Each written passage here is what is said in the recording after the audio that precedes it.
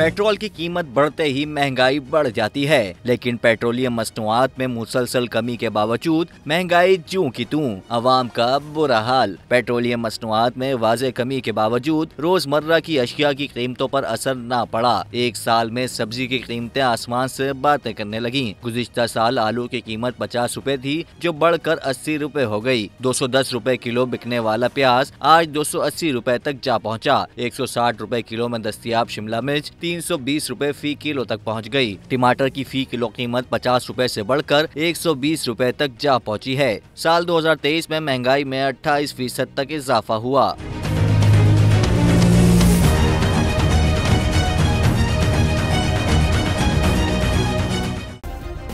Subscribe करें और bell दबाएं ताकि कोई खबर रह न जाए।